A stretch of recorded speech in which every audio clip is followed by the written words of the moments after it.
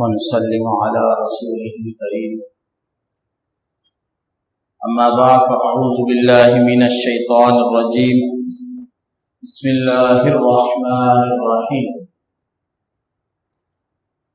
قال الله تعالى في القرآن الكريم والفرقان المجيد: يا أيها الذين آمنوا اتقوا الله وكونوا مع الصادقين. صدق الله العظيم وصدق رسوله النبي الكريم ونحن على ذلك لمن الشاهدين والشاكرين والحمد لله رب العالمين. اللهم صل على محمد وعلى آل محمد كما صليت على إبراهيم وعلى آل إبراهيم إنك حميد مجيد. اللهم بارك على محمد وعلى آل محمد كما باركت على إبراهيم وعلى آل إبراهيم إنك حميد مجيد. الحمدللہ، اللہ رب العزت کا احسان ہے، کرم ہے، عنایت ہے کہ اللہ رب العزت نے ہمیں اس پر عظیم الشان اجتماع میں آنے کی توفیق عطا فرمائی. اللہ رب العزت کا آپ پہ مجھ پہ یہ احسان ہے کہ ہمیں نبی کریم صلی اللہ علیہ وآلہ وسلم کی امت میں پیدا فرمایا.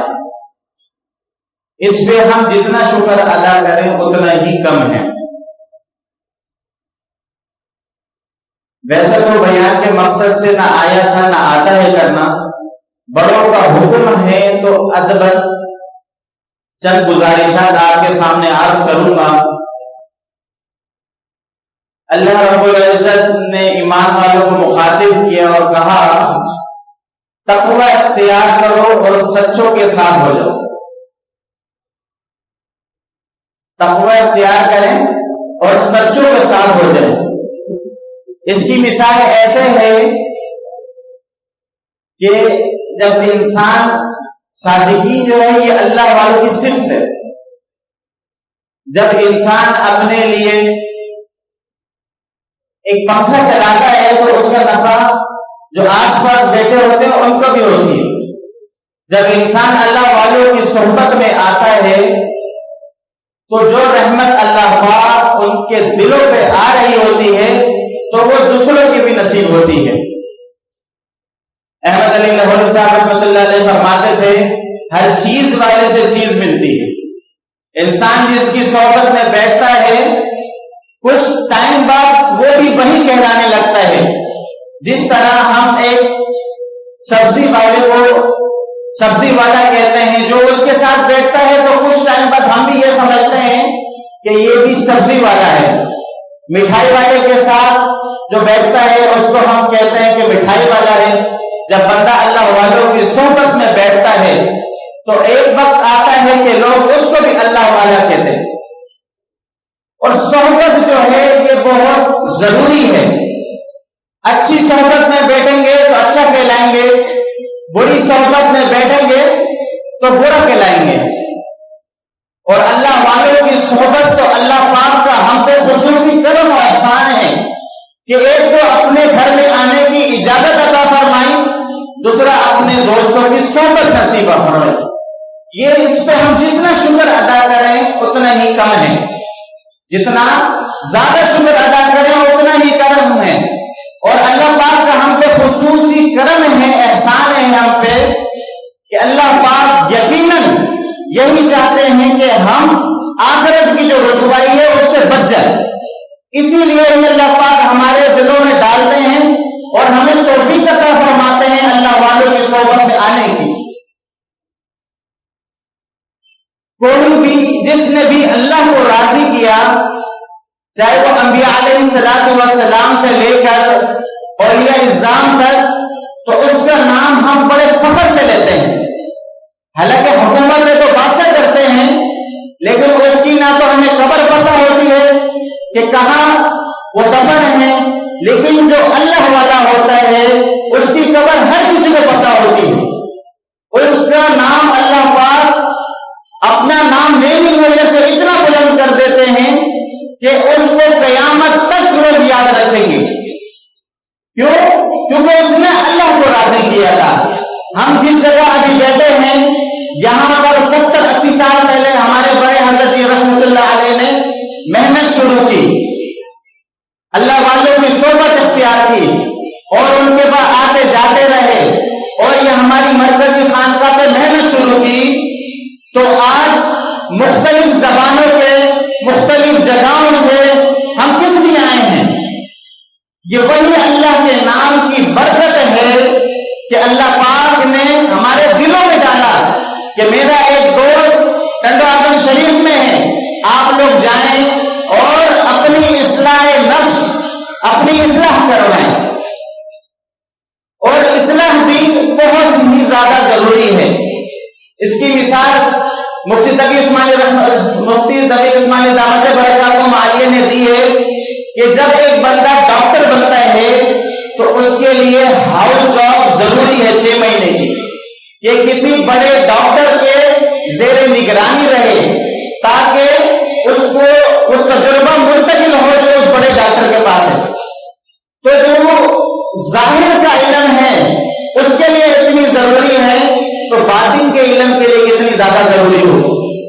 باطن کے علم کے لیے اللہ والوں کی نگرانی کتنی زیادہ ضرورت ہوگی، کیونکہ جس طرح ظاہر کی بیماریاں ہیں اس کے علاج کے لیے ہم معالج کے پاس جاتے ہیں اور اچھے سے اچھا بڑے سے بڑا ڈاکٹر ڈھونڈتے ہیں، اسی طرح ہی روح کی بھی بیماریاں ہوتی ہیں، اور روح کے جو طبیب ہیں وہ اللہ والے ہیں اور یہ الزام ہے، ان کے پاس ہم اس لیے آتے ہیں کہ جو روح کی بیماریاں ہیں وہ ہماری ختم ہو جائے، ہمارے جو نفس میں اکڑ پن ہے، نفس کے اندر جو تکبر ہے اس کو ختم کر لیں، اور ہمارے حسد، کینہ، بغض جو ہمارے اندر کوٹ کوٹ کے بھرا ہوا ہے وہ ہمارے اندر سے ختم ہو جائے، اور ہم ایسی زندگی گزارنا شروع کر دیں جیسے اللہ کریم کو پسند ہے۔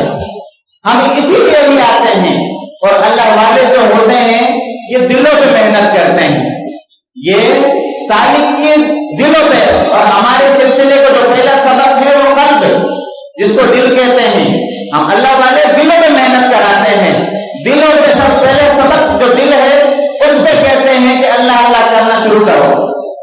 اس کا مثال علماء حضرات ایسے دیتے ہیں کہ جب گندگی ہو جائے، غلاظت ہو جائے تو اس کو صاف کرنے کے 2 طریقے ہیں، اس کو صاف کرنے کے 2 طریقے ہیں، ایک یا تو اس پہ اتنی تپش پڑے سورج کی کہ وہ غلاظت جل جائے تو وہ جگہ پاک ہو جاتی ہے، یا پھر پانی اس جگہ پہ اتنا بہایا جائے کہ وہ غلاظت وہاں سے صاف ہو جائے۔ تو ہم جو اللہ والوں کے پاس آتے ہیں وہ اسی لیے ہی آتے ہیں کہ ان کی آنکھوں سے، ان کو جو اللہ نے بصیرت کی نگاہ دی ہے، اس کی توجہات اور اس کی شعاؤں سے جو ہمارے دل پہ غلاظت ہے دنیا کی، نفس کی، وہ جل کے راکھ ہو جائے، اور ہمارا جو دل کی زمین ہے وہ صاف ہو جائے۔ اور دوسرا طریقہ اس کا ہے کہ اللہ پاک کے سامنے ندامت کے آنسو بہائے جائے، اتنے بہائے جائے کہ وہ جو غلاظت دل پہ جو ہمارے جم گئی ہے وہ ہٹ جائے اور دل نرم ہو جائے۔ یہاں پر آنے کا جو ہمارا مقصد ہے وہ یہی ہے کہ ہمارے دلوں پہ جو زن سیاہی ہے وہ دور ہو جائے۔ تو دوستو، اللہ پاک کا اس پہ جتنا شکر ادا کیا جائے اتنا ہی کم ہے۔ ایک دفعہ بڑے حضرت جی رحمت اللہ علیہ، ان کے پیر و مرشد حضرت مولانا عبدالغفور مدنی رحمت اللہ علیہ تو علماء کی جماعت بیٹھی ہوئی تھی، حضرت نے ایک حدیث پڑھی جس کا مفہوم ہے کہ حضوری کی کیفیت میں نماز ہوتی ہے، یعنی کہ دل کا حاضر ہونا نماز میں بہت ضروری ہے۔ جب انہوں نے یہ حدیث پڑھی تو سارے جو علماء سالکین بیٹھے تھے رونے لگے۔ تو ایک عالم نے حضرت سے پوچھا، حضرت یہ حدیث تو ہم روز پڑھاتے ہیں لیکن کبھی رونا نہیں آتا، لیکن آپ نے جب یہ حدیث پڑھی تو سارے رونے لگے، اس کی کیا وجہ ہے؟ تو حضرت نے فرمایا، جب آگ لگی ہوئی ہوتی ہے تو سامنے آگ لگانا آسان ہو جاتی ہے. سامنے آگ لگتی ہے تو پہلے خود محنت کرے تو پھر سامنے والے کے اوپر وہ اثر رکھتی ہے. اگر اوپر ہی اوپر سے بات کریں تو وہ بہت اثر نہیں رکھتی. اسی طرح ہی حضرت کے پیر و مرشد حضرت مولانا عبدالغفور مدنی رحمت اللہ علیہ سفر پہ تھے تو ڈرائیور سے پوچھا بھیا کیا کر رہے ہو؟ بولے حضرت ہاتھ سے اسٹیئرنگ پکڑ رہا ہوں, پاؤں سے کبھی کلچ پکڑتا ہوں, کبھی ریس پکڑتا ہوں, نگاہ سے دیکھتا ہوں, زبان سے آپ سے بات کر رہا ہوں. انہوں نے کہا دل کیا کر رہا ہے؟ بولے حضرت دل تو کچھ بھی نہیں کر رہا.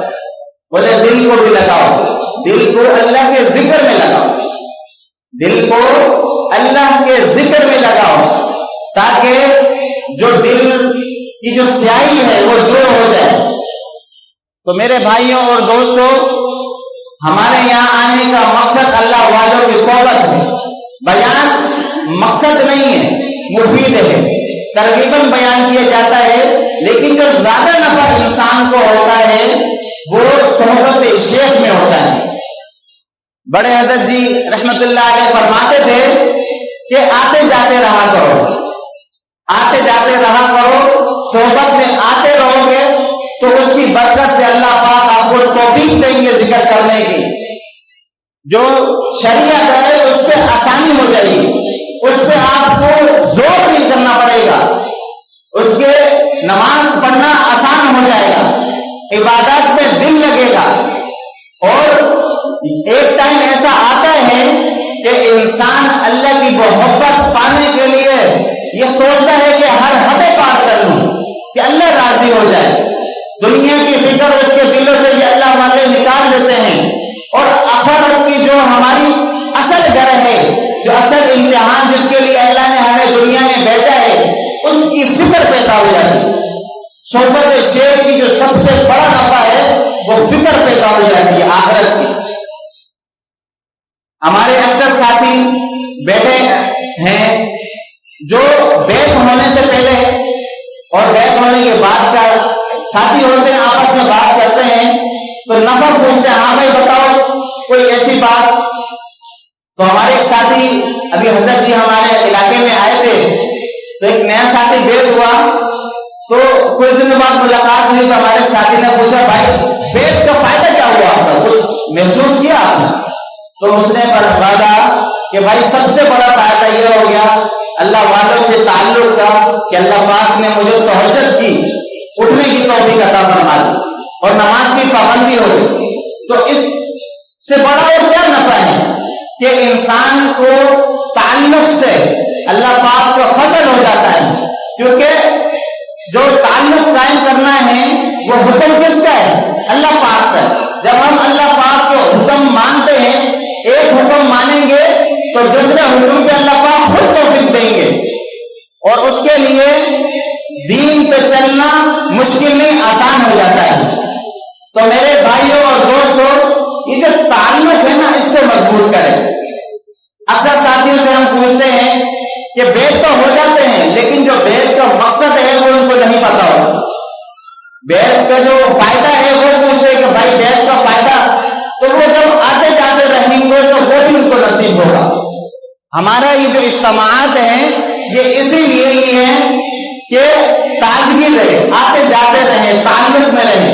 جب بندہ جس صحبت میں آتا دیتا رہتا ہے تو ایک وقت آتا ہے کہ وہ بھی اللہ والا ہو جاتا ہے, اور دنیا والے بھی اس کو پھر اللہ والا کہتے ہیں, اور ایک وقت آتا ہے کہ عرش والے بھی اس کو اللہ والا یقیناً کہتے ہوں گے, کیونکہ جو اللہ کو یاد کرتا ہے اللہ اس کو یاد کرتے ہیں. قرآن کریم میں آیت کا مفہوم ہے کہ جو اللہ کو یاد کرتا ہے اللہ پاک اس کو یاد کرتے ہیں.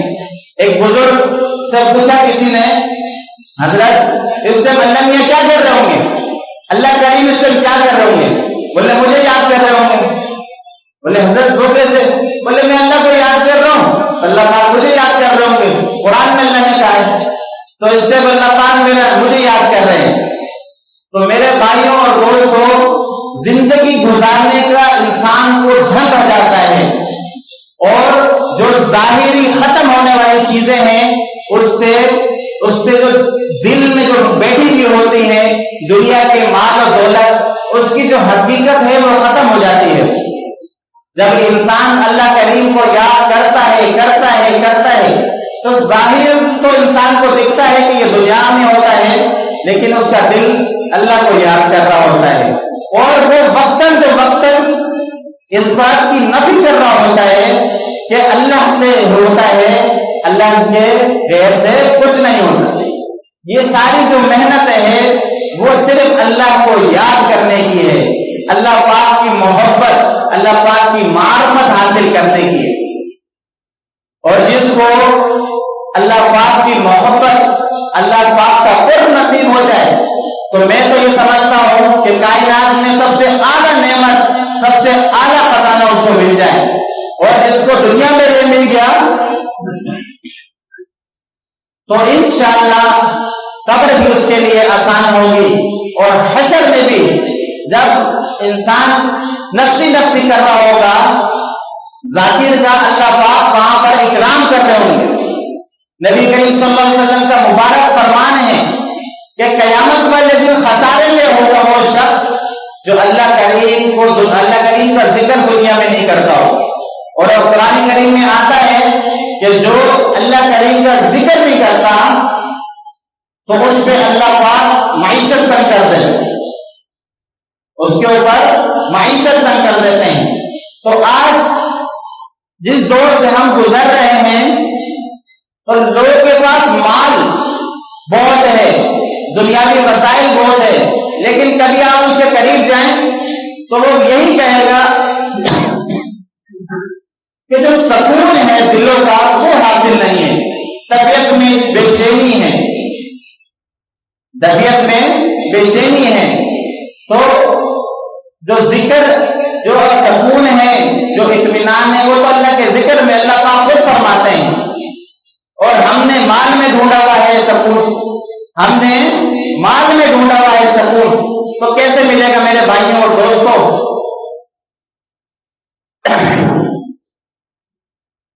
تو اللہ پاک سے دعا ہے کہ اللہ پاک ہمیں اللہ والوں کی صحبت میں آنے کی توفیق عطا فرمائے، اور اپنا جو تعلق ہے، اس کی مثال ایک بزرگ ایسے دیتے ہیں کہ جب بجلی کے 3 تار ہوتے ہیں تو کنیکشن مضبوط ہو تو وہ تار اسپارک نہیں کرتا اور ٹوٹتا نہیں، تو تعلق کو مضبوط رکھنا چاہیے، یعنی کہ تار کو مضبوطی سے جوڑے۔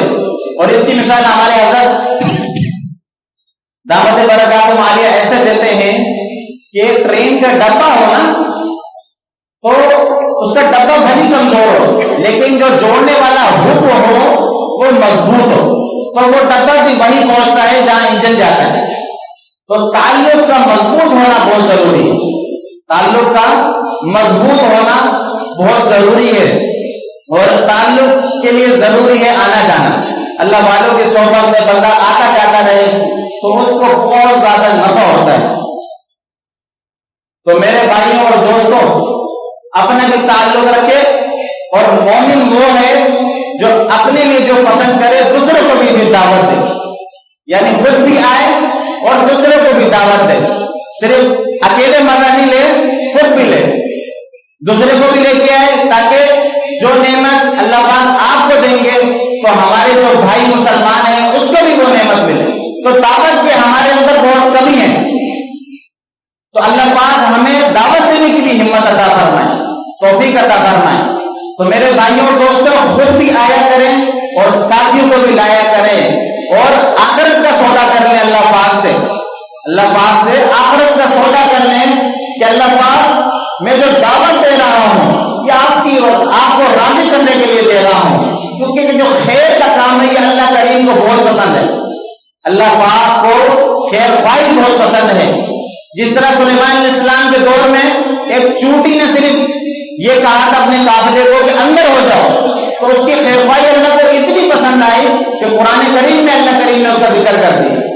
تو خیر خواہی، دعوت کا نام بھی خیر خواہی ہے کہ ہمیں فکر پیدا ہو جائے کہ اللہ پاک جو نعمتیں ہمیں دے رہے ہیں وہ ہمارے اور بھائیوں، ہمارے متعلقین، ہمارے پڑوسی، ہر ایک بندے کو، ہر ایک گھر میں وہ نعمت جائے، اللہ اللہ کی صدائیں ہوں، تو انشاءاللہ آخرت میں جو رقم کام آنی ہے، آخرت کا جو خزانہ ہے، وہ انشاءاللہ اللہ پاک آپ کو نصیب کریں گے۔ اور ہمارا یقین ہے کہ جب ہم اللہ پاک کو راضی کریں گے تو انشاءاللہ آخرت ہماری آسان ہوگی اور انعام انشاءاللہ ہمیں جنت الفردوس میں ملے گا۔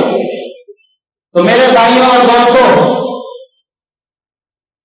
اللہ پاک جو کہا اس پہ عمل کی توفیق عطا فرمائے۔ وآخر دعوانا ان الحمدللہ۔